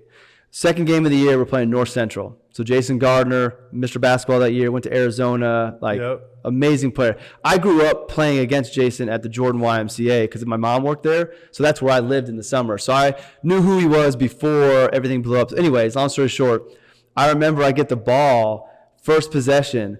Like the first 3 possessions I got the ball, I didn't dribble. Because I was afraid Jason was going to steal it. So I wouldn't put it up because he was so quick and Jason was guarding me. I was like, holy shit, Jason Gardner's guarding me. I'm not putting this ball down. Yeah. And then I lightened it up. And I will say that later that year we played him in sectional or county. We lost, but I had 16. That's so solid. I redeemed myself. But that's probably most of it. I was too afraid to put the ball down. Damn, that's crazy. That just shows you how good he is. What's your worst financial mistake you've ever made? Worst financial mistake? I'm sure I made a lot of them. It's probably centered around buying something I didn't need. Like I have a ridiculous Jordan collection. I see when I look at I'd wear them in case they got in there. Crazy. So I ended up getting a lot of the Jordans I didn't get to have when I was younger. Yeah. So those aren't wise decisions, but I don't really beat myself up, and I would encourage a lot of people most people as well. Don't beat yourself up over bad financial decisions, but learn from it. Right. I guess a missed opportunity I had since we were talking about NFTs, I bought a Cryptode last year. And I bought a Cryptode for 0.8 Ethereum at the time.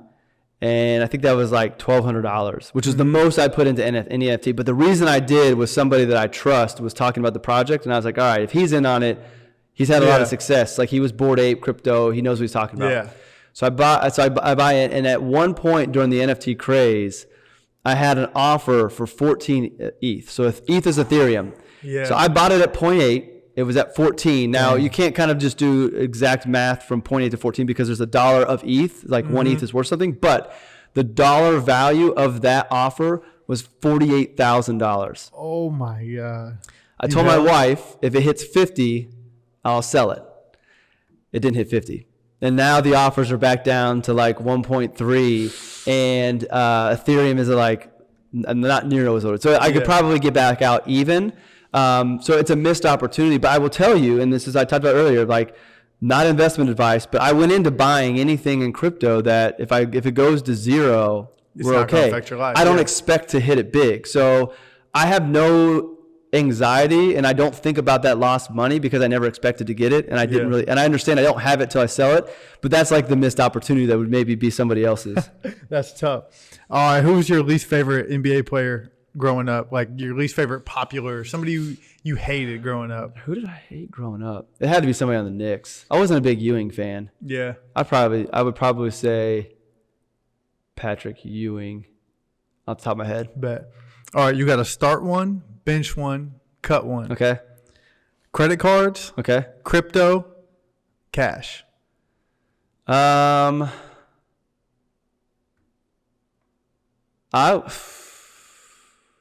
don't know. Like in the future, I could say I could cut cash because cash isn't really working. It's not doing anything for you. Like Right. it's losing purchasing power. I could leverage the credit card and then pay that off with crypto in the future. But if I'm saying for people in general, I would cut crypto. I would start cash and keep credit. That's the right way? Yep. For most people. And the reason for that is just behavioral. Yeah. Like most people are going to be better off handling cash, and that allows you to live within your means. Yep. Keeping the credit card in case you have an emergency, or if you're responsible enough to be able to leverage it and pay the bills off. Like, we are going to Cancun for New Year's. Our family's flights are free because we have a Southwest card, and I pay it off and use the points. Yeah. And the reason I cut crypto is that for most people, it's not necessary right now. Right. So that's why I went that way. Got you.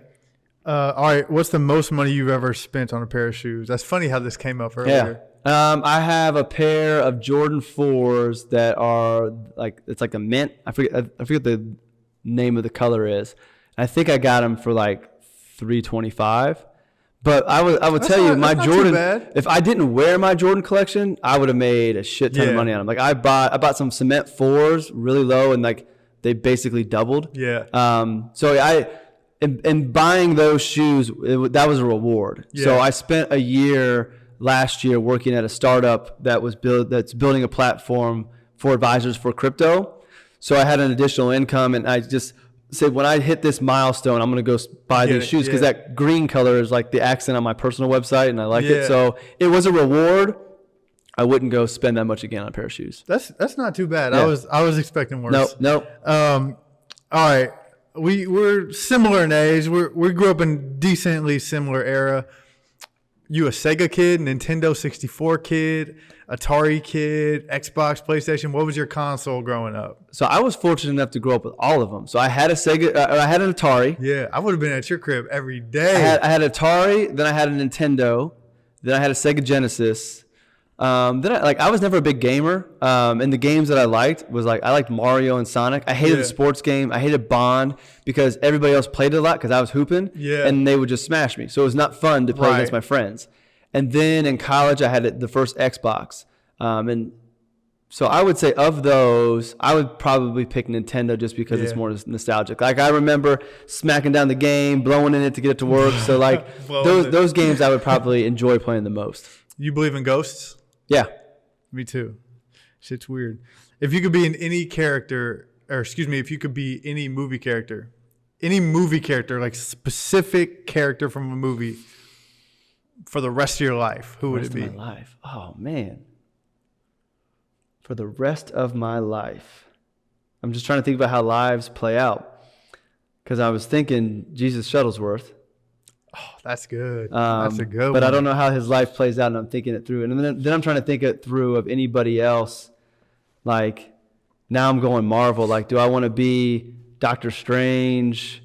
Or like somebody who lives infinitely and doesn't age? We'll go with Jesus. Jesus? Yeah, Jesus Shuttlesworth, not the Jesus. What was that movie, Mel Gibson? Yeah. I can't remember. Passion of the Christ? Yeah, I don't want to be that. That's not good. No. That's not good. All right, two more here. Who's your Mount Rushmore of rappers? Oh, rappers. Yes, sir. I had to get that in there. Kendrick, Pac, Biggie. Man, I love rap so much. So that's my Nipsey. And I think this will be controversial, but I'm going to go Nas over Jay-Z. I'm going to go Nas. I like that. If I would have asked you like 2 years ago, this is not on the list. And but J. Cole would be really close as well. Would Kanye have ever been on that list had he not gone in the direction that we're recently seeing from him? Kanye would have been on the list if we stopped the collection at My Dark Twisted Beautiful Fantasy. Dark yeah. If we stopped there, because what I appreciate in rap and hip hop is the lyricism. So like the words and like I listen to the words and like the wordplay I like, but I also like the ability to tell a story, which Kanye was really good at when he first came out. Right. And then he went more creative, artistic on him. So at that point, to me, he shifts more to, okay, maybe he would have been a top 5 creator. Right. But to me, when I think hip hop, it's lyrics, it's the ability to put words together. So you think about, Nipsey wasn't necessarily the greatest lyricist, but I loved like the hustle. Like I loved what he did and what he was about. Like obviously I don't know him, but I remember finding his, Bullets Don't Miss or whatever it was, like the second mixtape. And I remember the first time I listened to him, I didn't really like it. And a few years went by, then I fell back down and really liked it. But I loved listening, and I still do listen to his interviews. Like he was just, I put him up there because I like his music and I love listening to it. But I also put him up there because of what he was talking about, what he was doing, and who he was. That kind of puts him up there over, like, instead of being Jay-Z and Nas, like he gets up there because of that stuff. I agree. All right, last thing. This isn't very spicy. Where can we learn more about you? And your endeavors? So I would direct everybody to my website. It's justincastelli.io. And that links out to all of my businesses. It's kind of like a fancy link tree. And then I'm on social media at Justin Castelli. So it's JUS10 Castelli, Castelli. Got you. I've always wanted, I wish that there was like a suffix for a website that was .oa. So I could put JustinOCH.oa. And so that's my website. I almost did it JustinCastelli.io. So then it would have Castellio. But then people will be like confusing your name. Yeah, exactly. No, that's dope, man. I appreciate you guys. That was the Hoist Hot Seat. Obviously, 10 questions, rapid fire, some random Q&A, just to kind of get to know you. You know what I mean? Yeah. Like, what are you about? Like, what video games you play? So I'll throw a hot seat question back to you. This is one I always ask on my podcast. You put me on the hot seat. Yeah. I'm taking over the podcast. I'm a podcast host, so I know how to do this. Let's go. So the one I always ask, I didn't get to ask actually yesterday because we ran out of time, but if you're getting back to going to conferences, let's say you're a keynote speaker. Okay. What is the song that you come out to? And then the follow-up question to that, as you think through it, I'll give you a little more time. So what is the song you come out to? And is the song to get you hyped, or is the song to get the crowd hyped? That's a really tough question. I'm going to have to steal that, first of all. That'll be on the next episode. Okay, so to the listeners and viewers, the reason I like to ask that question is I think music tells us a lot about people. So keep thinking, I'll tell you mine. So right now, mine would be, if I'm talking to financial advisors, it would be J. Cole's Middle Child. Because I view myself in my profession as the middle child. So I'm 40. I don't feel like I'm 40. Like I identify with like you. Like I would like, oh yeah, me and Justin would hang out and I find out I'm like 6-7 years older than you. But I have friends that are like younger, 26, and I mentor a lot of younger advisors.